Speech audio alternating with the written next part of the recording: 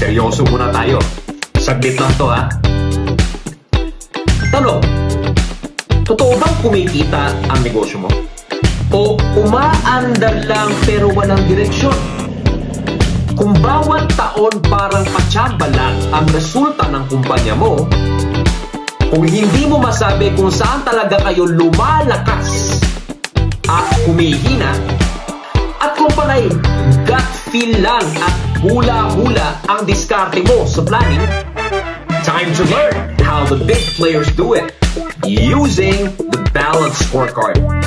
Pero huwag kang mag-alala, hindi ito yung lecture na nakakabato. Sa August 15, magkita-kita tayo sa Crown Regency Hotel and Tower sa Cebu sa isang public seminar na seryoso sa resulta pero hindi boring. Ituturo ko sa inyo kung paano i-dissect ang performance ng kumpanya nyo. Financial, customer service, internal processes, at pati learning and growth. Lahat yan sa masaya pero malaman na entertainment style. By the way, hindi lang ako basta trainer ha. Ako po si Mentor Myron Santana, isang top strategic planning consultant and facilitator sa buong Pilipinas.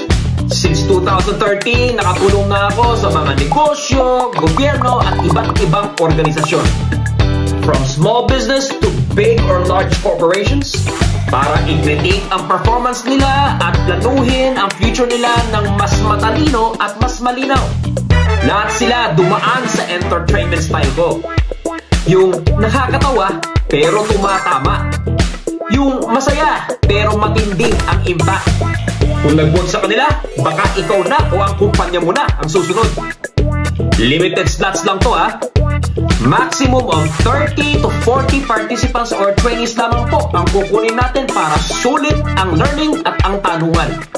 Kaya kung gusto mong mahanapan ng sagot ang mga sakit ng negosyo mo, sign up na agad. Nasa caption below ang registration link. See you sa August 15 ha.